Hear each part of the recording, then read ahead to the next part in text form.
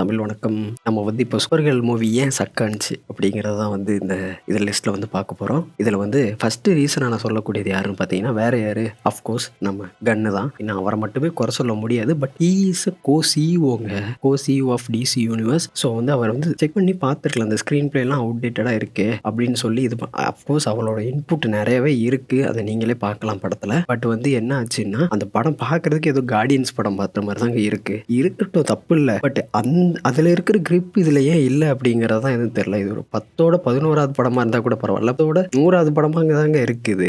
ஒரு super hero movie list எடுத்தாலே இது கடைசி லிஸ்ட்டில் கூட வராத அளவுக்கு தான் இந்த இதுவே இருக்குது. கண்டிப்பாக ஜேம்ஸ் கன் இதை பார்த்தே ஆகணும். கிரிப்பிங் எலமெண்ட் இருக்கா இல்லையா அப்படிங்கிறதெல்லாம் அவர் பார்த்துருக்கணும். ஏன்னா ஹீ இஸ் ஸோ எக்ஸ்பீரியன்ஸ்டு காயின்னு சூப்பர் ஹீரோ ஜானருங்க. ஸோ அவர் கண்டிப்பாக பார்த்தே ஆகணும் அப்படிங்கிறத என்னோட இது. பட் அவரை மட்டுமே குறை சொல்ல மாட்டோம். பட் அவருமே ஒரு காரணம் அப்படிங்கிறத வந்து நான் சொல்லிக்கிறேன். செகண்டாக பார்க்குறது என்னன்னு பார்த்தீங்கன்னா, there is a no post credit scene.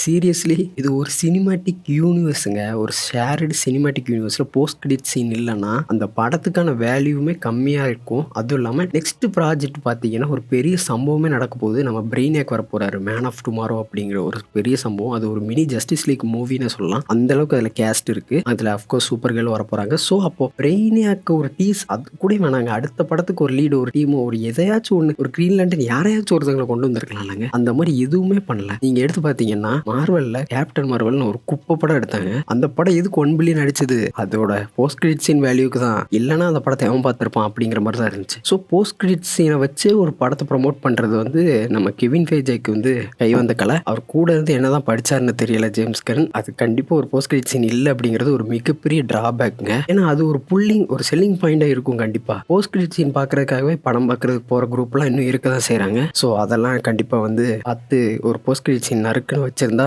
இந்த அளவுக்கு படம் இந்த அளவுக்கு போற பெர்ஃபார்ம் பண்ணியிருக்காதுன்னு நான் நினைக்கிறேன். மூணாவது நான் பெரிய டிராபேக்காக பார்க்குறது ஸ்டோரி தான். ஒரு நல்ல ஸ்டோரிங்க, சூப்பர் கேர்ளுக்கு எழுதின நல்ல ஸ்டோரியே இந்த ஸ்டோரி தான். இதை எந்த அளவுக்கு மொக்கையா எந்த ஆங்கிள்லாம் காட்டலாமோ அந்த ஆங்கிள்லாம் காட்டி ஒரு மொக்க ஸ்டோரியை வந்து ஸ்டோரி இப்போதைக்குமே நல்ல ஸ்டோரி தான். பட் ஸ்க்ரீன் பிளேன்னு பார்த்தீங்கன்னா எங்க சூப்பர் கேர்ள் ரூத்தி ஆரம்பிச்சாங்களோ அங்கே தாங்க நிற்கிறாங்க. ஒன்று சூப்பர் கேர்ள் ரூத்தியை திருத்தணும், இல்லை ரூத்தி சூப்பர் கேர்ள் திருத்தணும். இந்த மாதிரி எதுவுமே நடக்கலைங்க. கிரிம் அவனுக்கு ஒரு டம்மி பாபாவா இருக்கான்டா அந்த மாதிரி தாங்க இருந்துச்சு கதை. நீ எல்லாம் ஒரு வில்லனா அப்படிங்கிற மாதிரி தான் இருந்துச்சு. கண்டிப்பா கிரிம்மை வந்து கொண்டிருக்க கூடாது. அவங்க கொன்னதுதான் மிகப்பெரிய ப்ராப்ளம்னு சொல்லுவேன். ஒரு கான்ட்ராஸ்டா இருந்துச்சுங்க. காமிக்ல என்னன்னா கிரிம்மை வந்து கொண்டு இருக்க மாட்டாங்க. அதுதான் நம்மளுக்கும் ஒரு மாரல் ஸ்டோரியா இருக்கும். அவன் தப்பே பண்ணியிருக்கலாம், பட் வந்து கொல்றதால வந்து ரூத்தி அந்த பொண்ணுக்குமே நல்லது இல்லது அப்படின்னு சொல்லி சூப்பர்களை வந்து கிரிம்மை வந்து கொல்லாம விட்டுருப்பாங்க. அதுதான் அதுல ஒரு பெரிய மாரல் இதாவே பாக்குறேன். பட் படத்துல என்னன்னா அதையே உல்டாவா ஆக்கி அவங்க வந்து கொன்னு இருப்பாங்க. இதெல்லாம் என்ன மாதிரி யோசிச்சு எடுத்தாங்க அப்படின்னு தெரியல. ரெடம்ஷன் ஆர்க் அப்படிங்கிற ஒரு விஷயத்தையே 2 பேரும் மறந்துட்டாங்கன்னு நினைக்கிறேங்க. அந்த அளவுக்கு ஒரு ஒசரான